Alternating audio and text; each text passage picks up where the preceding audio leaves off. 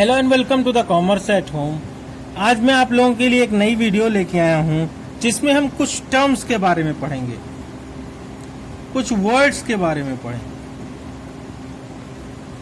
ऐसे वर्ड्स जो हमें अकाउंटिंग में बहुत ज़रूरी हैं और जो हमें अकाउंटिंग में बहुत परेशान भी करते हैं। जैसे कि सर ये एसेट क्या होती है, जैसे कि लायबिलिटी क्या होती है, सर एसेट क्या होती है और लायबिलिटी क्या होती है। तो चलिए सबसे पहले यही जान लेते हैं कि एसेट क्या होती है और लायबिलिटी क्या होती है। ठीक है, देखते हैं। पहली बात,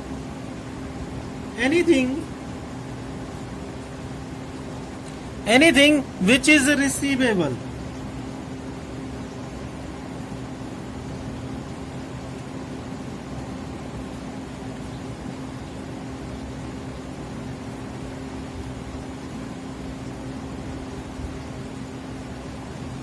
एनीथिंग विच इज रिसीवेबल और लायबिलिटी होता है एनीथिंग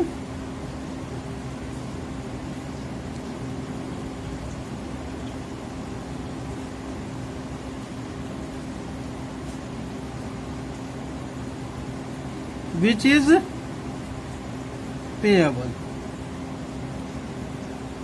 मतलब क्या है सर?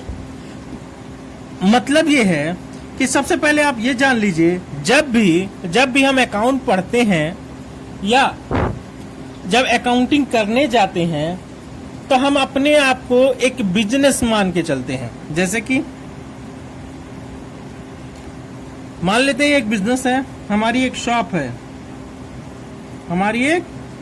है, इसका एक ओनर होगा। तो जब हम अकाउंटिंग करते हैं तो हम अपने आप को बिजनेस मानते हैं, क्योंकि एंट्री कहाँ होती है? बिजनेस में होती है। ये मालिक है, होगा अपने घर का, पर अकाउंटिंग कहाँ होती है? बिजनेस में।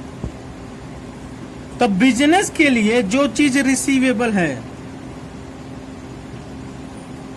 वो उसकी एसेट होती है और जो चीज पेएबल है वो उसकी लायबिलिटी होती है।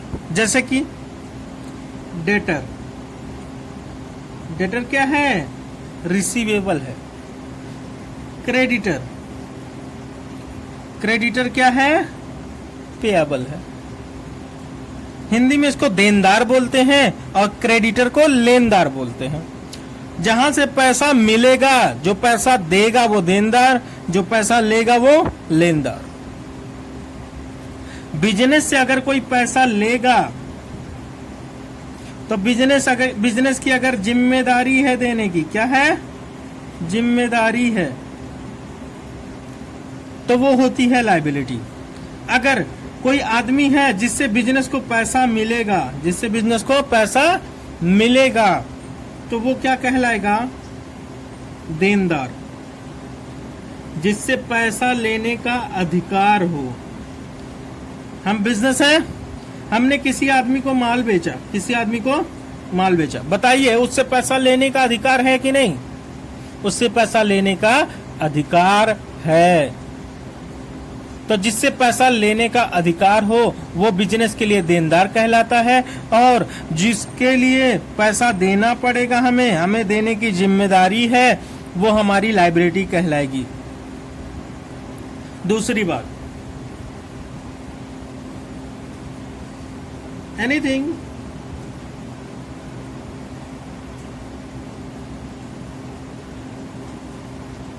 that a business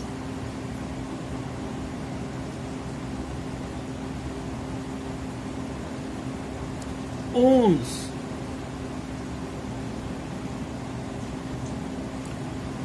ऐसी कोई भी चीज जिस पे बिजनेस की पोजीशन हो या राइट हो।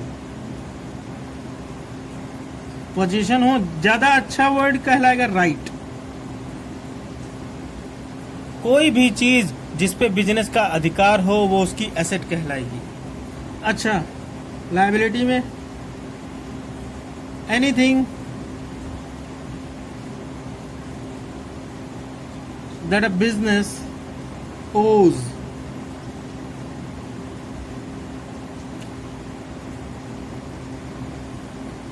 ओज मतलब किसी से लिया हो, उधार लिया जाना। बताइए, अगर कुछ कंफ्यूजन रह गई है तो एक एग्जाम्पल देता हूं, एक छोटा सा एग्जाम्पल देता हूं। मान लेते हैं हम एक बिजनेस है, हमारे बिजनेस में एक कार थी, एक कार थी। इस कार पे अधिकार बिजनेस का है, इस कार पे अधिकार बिजनेस का है। मान लेते हैं ये कोई आदमी लेके चला गया, कोई आदमी लेके चला गया। अब बताइए कार किसकी है, बिजनेस की है या उस आदमी की हो गई? हमने नहीं कहा कि बिजनेस ने बेच दिया, या ये नहीं बोला कि इसने खरीद लिया, हमने बोला बस कि ये लेके चला गया। बताइए ये कार बिजनेस की थी, अब भी बिजनेस की ही रहेगी या नहीं रहेगी? बिल्कुल बिजनेस की रहेगी। जिस पे बिजनेस का अधिकार होता है वो हमेशा उसकी एसेट कहलाएगी। मान लेते हैं एक आदमी के यहां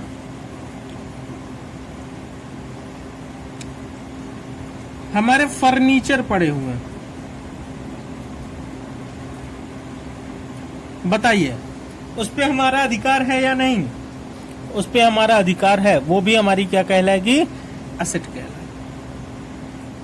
बिजनेस में लगा हुआ फैन, बिजनेस में लगी हुई फर्नीचर, लैंड, बिल्डिंग, ये सब क्या है? एसेट है। बिजनेस में जितना कैश है वो एसेट है। बिजनेस में जितना बैंक अकाउंट में पैसा है बिजनेस का वो क्या है? एसेट है। अच्छा सर लायबिलिटी क्या है? लायबिलिटी देखते हैं, एनीथिंग दैट ए बिजनेस ओज। अगर बिजनेस ने किसी चीज से कुछ, किसी आदमी से या किसी से भी कुछ उधार लिया है, जैसे कि मान लेते हैं हम बैंक से लोन लेते हैं ना, बैंक से लोन ले लिए, बताइए चुकाना पड़ेगा कि नहीं चुकाना पड़ेगा? बिल्कुल चुकाना पड़ेगा भैया, चुकाने की जिम्मेदारी है, चुकाने की जिम्मेदारी है। लायबिलिटी मतलब होता है ऑब्लिगेशन, ड्यूटी, जिम्मेदारी। और एसेट मतलब होता है अधिकार, जिसपे हमारा अधिकार हो, चाहे वो मेरे पास है। देखिए एक आदमी कार लेके चला गया था, अब हमारे पास कार नहीं है, फिर भी हमारा अधिकार है या नहीं उस पे? जब तक हमारा अधिकार उस पे बना हुआ है तब तक वो हमारी एसेट कहलाएगा। डेटर क्या है? एक ऐसा आदमी जो हमें पैसा देगा। क्रेडिटर क्या है? एक ऐसा आदमी जिसको हम पैसा देंगे। हम मतलब बिजनेस। जब भी मैं बोलूंगा कि हम, तो हम अपने आप को क्या मानेंगे? बिजनेस मानेंगे। हम पैसा देंगे, बिजनेस पैसा देगा। जिस आदमी को पैसा देने की जिम्मेदारी है वो लायबिलिटी। बैंक से हमने लोन लिया तो बैंक लोन क्या हो जाएगा?